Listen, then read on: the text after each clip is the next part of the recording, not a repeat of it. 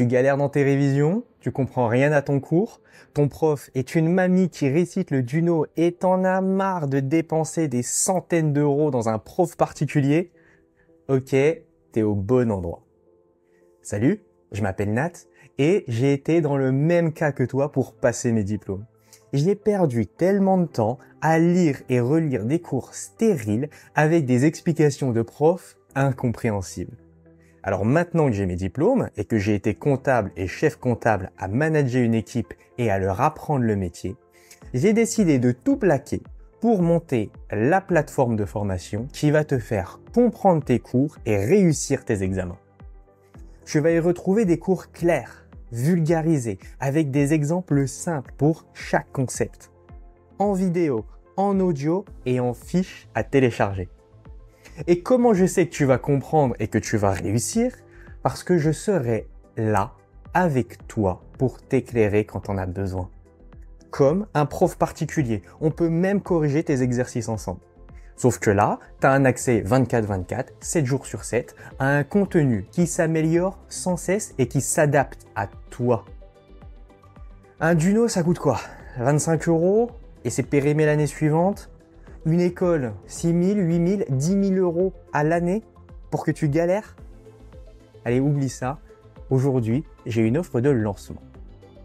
19,90 € pour un accès illimité à une formation qui est à jour, qui te sort de la galère et qui te fait gagner du temps pour que tu puisses vraiment te préparer à l'examen. Et si tu n'es quand même pas satisfait, je te rembourse intégralement. Et je crois pas que le Duno ou que les écoles fassent ça. D'ailleurs, je vais même faire mieux. Je vais te donner gratuitement un de mes cours. Alors pour te donner un boost à tes études et réussir ton UE du premier coup, clique sur le premier lien en description et on se retrouve sur la formation.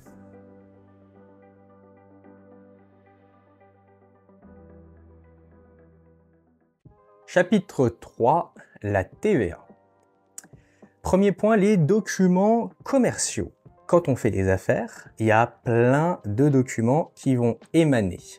Devis, bons de commande, facture pro forma. Donc facture pro forma, c'est une facture provisoire. Bon de livraison et enfin une facture. Et s'il faut annuler des choses sur la facture, on va faire un avoir. Un avoir, c'est une facture mais dans l'autre sens. Okay? Donc, toute facture n'est pas un avoir, mais tout avoir est forcément une facture. C'est juste que c'est une facture inversée. Seule la facture et l'avoir doivent être comptabilisés. Tout le reste, tu ne le comptabilises pas. Tout ça, là, on ne le comptabilise pas. Parce que tout ça, c'est pas des documents définitifs. Ils peuvent être corrigés. Une facture, tu peux pas revenir dessus. En cas d'erreur sur une facture, tu es obligé de faire une nouvelle facture. La facture, elle doit comporter plusieurs mentions obligatoires. La date d'émission, le numéro de la facture, qui doit être un numéro unique, le nom du vendeur, son identification, son SIRET, son adresse, sa forme juridique, son capital, le nom de l'acheteur et son adresse, l'adresse de livraison d'ailleurs aussi, le détail des produits ou des prestations, la quantité, le prix unitaire et les réductions de prix, la TVA intracommunautaire, le montant hors taxe, le montant TTC, les conditions d'escompte, de pénalité de retard et la date du règlement. Ça en fait. Une facture est obligatoire dans une vente entre deux professionnels. Dans une vente de biens entre un professionnel et un particulier, si le particulier en fait la demande. Donc t'achètes tes courses à Super U, si tu demandes à la caissière de te faire une facture, elle doit te faire une facture. Et aussi dans une prestation de service entre un professionnel et un particulier, si l'opération est supérieure à 25 € TTC ou si le client en fait la demande. De manière générale, si tu demandes une facture, tu dois pouvoir avoir une facture. La TVA, il y a un truc qui me perturbe. Là, j'avais mis quoi? Le nom et son adresse et l'adresse de livraison. Tiens, hop là, de livraison. Parfait. Allez, on continue avec le point qui nous intéresse, qui est la TVA. La TVA, c'est un impôt. La TVA taxe sur la valeur ajoutée, mais techniquement, c'est un impôt. Un impôt sur la consommation. On dit que c'est un impôt indirect parce que c'est le consommateur final qui la paye. C'est celui qui est en bout de chaîne. Mais ce sont les entreprises qui vont s'occuper de la collecter et de la redonner à l'État. C'est pour ça que c'est indirect. Normalement, une TVA, c'est neutre pour l'entreprise. Ça veut dire que la TVA, ça ne coûte à rien à l'entreprise, normalement. On va voir comment ça marche. Pour commencer, il faut savoir quand la TVA est créée et quand elle est donnée à l'État.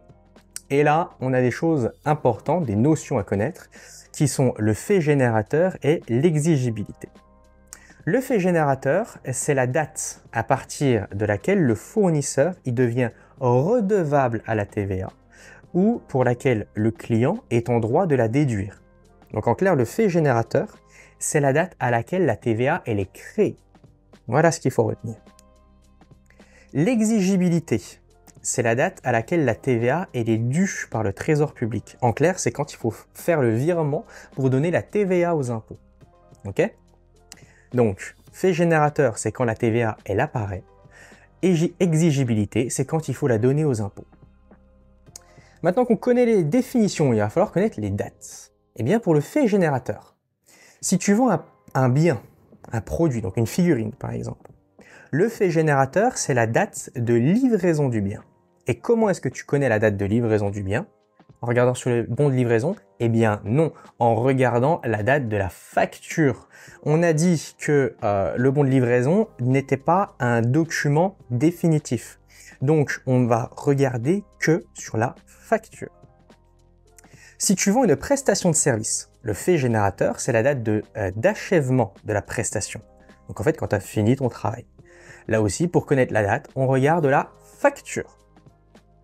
Pour l'exigibilité, si tu vends un bien, l'exigibilité, c'est la date de livraison du bien, comme pour le fait générateur. C'est pour ça que pour la vente d'un bien, on dit que la TVA, elle est sur les débits. Petite notion à connaître. Si tu vends une prestation de service, l'exigibilité, c'est à l'encaissement du prix. Donc quand tu as payé, enfin quand tu es payé plutôt. On dit que pour la prestation de service, la TVA est sur les encaissements. Petit détail qui a son importance, dans le cas d'un acompte, que ce soit un acompte pour une prestation de service ou pour un bien, dans les deux cas, la TVA elle est exigible à l'encaissement de l'acompte. En clair, si tu as un acompte, tu as de la TVA dessus. Pas plus compliqué que ça. Exemple, tu vends à Thomas un tableau que tu as fait pour 1000 € et un tableau que tu as acheté déjà peint pour 1500 €. Tu lui accordes 10% de remise avec une TVA à 20%. Donc, au 1er janvier, tu as...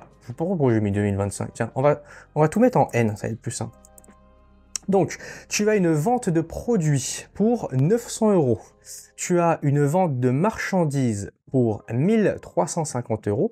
Bah oui, parce qu'on avait dit que tu avais 10% de remise. Et donc, tu as une TVA collectée qui représente 20% de 900 plus 20% de 1350 €. Et tu contrebalances par un compte client qui est le compte 411. Donc, ton client va te devoir 2700 €. Tu vois, j'ai fait exprès de mettre une remise de 10% pour que tu remarques bien que ici, tu vas mettre le montant qui est remisé. Tu vas pas dire que tu as vendu pour 1000 € et que tu as fait une remise de 10%. Tu dis, au final, tu lui as vendu pour 900 €. Remise comprise. Et donc, la TVA collectée, quand l'exigibilité existe, et là c'est le cas puisque tu as une facture, on va utiliser le compte 44 571 pour une vente. Dans le cas où on est dans une vente. Ensuite, on va dire que Thomas te paye. Eh bien, pour ce compte-là, tu vas utiliser le compte 411 client, donc le compte 411 client Thomas. Ici, si je veux, je peux préciser que c'est Thomas, ok. Pour 2700 € ici au crédit, puisque c'est ce que Thomas te donne, l'argent qui rentre, compensé par le compte 512 banque au débit. Et donc là, on voit que le client Thomas te doit plus rien, parce qu'il te devait 2007, et puis après, il t'a payé 2007. Ensuite, tu achètes à Thomas une toile vierge pour faire un tableau pour 1000 euros. Tu achètes ça à 1000 euros. Et puis tu achètes un tableau qu'il a déjà acheté peint pour 1500 euros. Il t'accorde 10% de remise, TVA de 20%. T'as compris, je prenais les mêmes montants, c'est juste pour qu'on puisse voir l'opération de l'autre côté. Dans ce cas-là, toi tu as des charges, tu as acheté de la matière première pour 900 euros avec la remise, un achat de marchandises pour 1350 euros, puisque marchandises, tu vas pas transformer, le tableau est déjà fait, et tu as une TVA sur ABS pour 450 euros, ce qui te fait un fournisseur de 2700. C'est exactement ça. Quand l'exigibilité existe, on utilise le compte 44566 pour un achat, quand l'exigibilité existe. Et puis tu payes Thomas. Donc, tu vas solder le compte fournisseur 2007 en mettant au débit et que tu vas contrebalancer par le compte bancaire au crédit, puisque c'est l'argent que tu vas donner, que tu vas dépenser. Bon, ça c'était pour les biens. Les produits, quoi. Maintenant, on va passer aux prestations de service. Tu factures à Thomas 1000 euros pour repeindre son mur. Donc, là, on a une prestation de service pour 1000 euros et une TVA sur les encaissements pour 200 euros. Et tu contrebalances par ton client Thomas 1002. Tu remarques qu'on utilise un autre compte de TVA. Le 44 587, parce que le fait générateur, il existe. Tu as fait de la TVA, tu as créé de la TVA, mais l'exigibilité, elle n'existe pas, parce que tu n'as pas été payé. Et on a dit que dans la prestation de service, l'exigibilité, c'est quand on est payé, ou quand on paye, c'est la même chose. Quand il y en a un qui paye, c'est que l'autre il est payé, ok ? Donc, en attendant d'être payé, tu vas utiliser le compte 44 587. Et puis Thomas, il va te payer, donc tu vas encaisser les 1200 euros en contrepartie de la banque, donc l'argent que tu reçois. Et là, qu'est-ce que tu vas faire?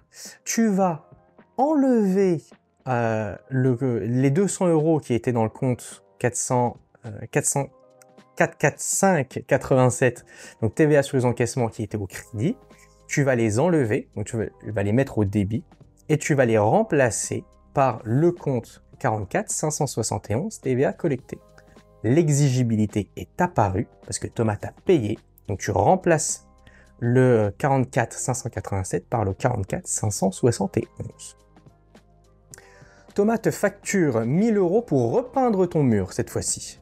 Eh bien, dans ce compte-là, j'ai modifié mes dates, moi ici, non, tiens, hop là, et c'est fait. Je reprends, donc Thomas te facture 1000 euros pour repeindre ton mur. Tu as un compte 604 achats d'études et prestations de services, donc c'est de la prestat de service, pour 1000 euros, une TVA sur les décaissements de 200 euros, versus un fournisseur où Thomas, tu lui dois 1002. Là aussi, tu remarques qu'on utilise un autre compte de TVA, le 44 586. Parce que le fait générateur, il existe, tu as fait la TVA qui a été créée, mais pas l'exigibilité parce que tu n'as pas été payé. Plutôt, tu n'as pas payé, pardon. Tu n'as pas payé. Donc, en attendant de payer, on utilise le compte 44 586. Bon, de payer, c'est mieux comme ça.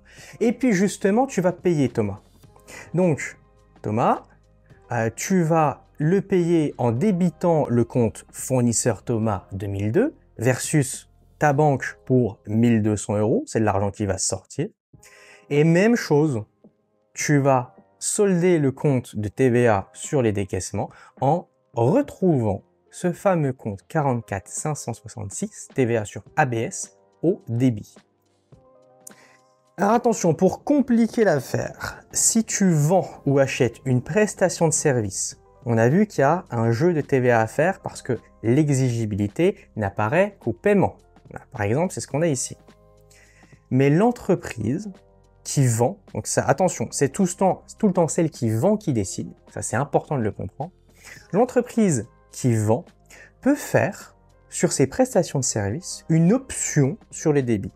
C'est-à-dire qu'elle demande aux impôts à être traitée comme si elle faisait de la vente de biens. Dans ce cas-là, on va utiliser les mêmes comptes que pour la vente de biens au niveau de la TVA. Donc on n'aura pas à passer ce petit jeu d'écriture-là. Mais ça, c'est uniquement dans le cas où celui qui vend une prestation de service fait quelque chose que l'on appelle l'option sur les débits, qui demande aux impôts cette option-là.